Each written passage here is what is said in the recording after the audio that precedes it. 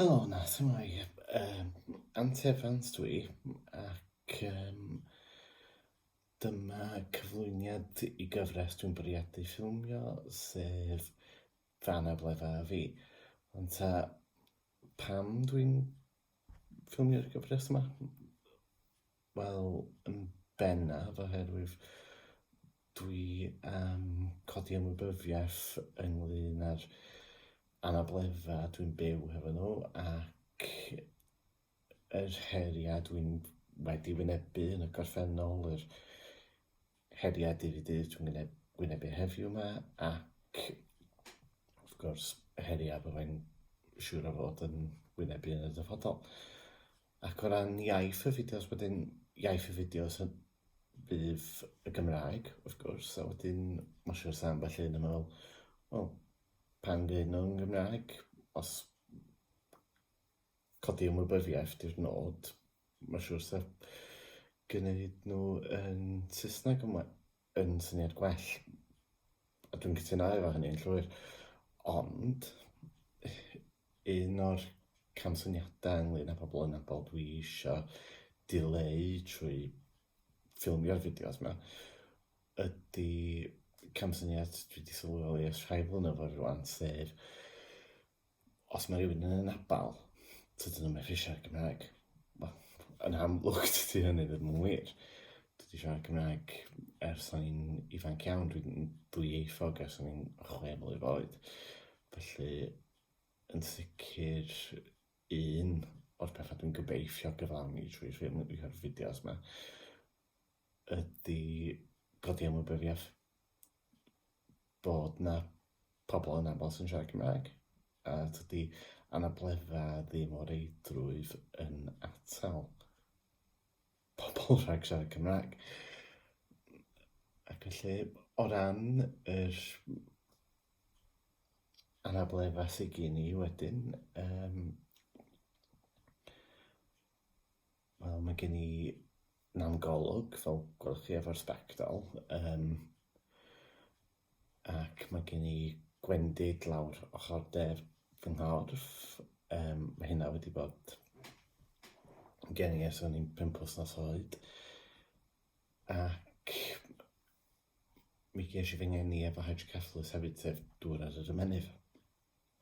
Ond mae'r cyflwr hefyd, enw'r cyflwr hefyd yn cael ei ynganu fel hydrocephalus, ond gan fy mod i wedi arfer deud hydrocephalus ers 30 blynyddoedd, mae anodd iawn i mi dod allan o'r tueddiad na o deud hydrocephalus erbyn hyn. Felly dyna be fyddai'n at diben y fideos yma, dyna be fyddai'n galw'r cyflwr lle. Ac mae hynna wedi bod gen i ers fy ngeni. Ac felly fyddai'n gobeithio wedyn ffilmio fideos yn trafod pob un anabledd yn unigol, a sut maen nhw'n effeithio arna i o ddydd i ddydd, sut maen nhw wedi effeithio arna i, a sut maen nhw'n effeithio arna i hyd heddiw. Ac wedyn,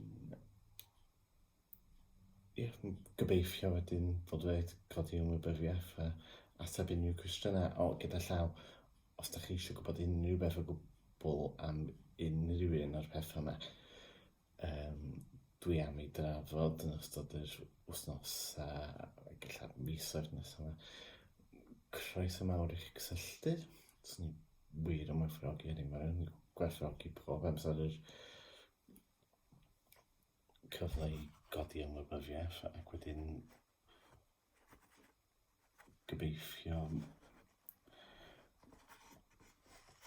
bydd pobl yn dysgu rhywbeth gen i, ond wedyn rhywbeth dwi eisiau pwysleisio yn y gystal.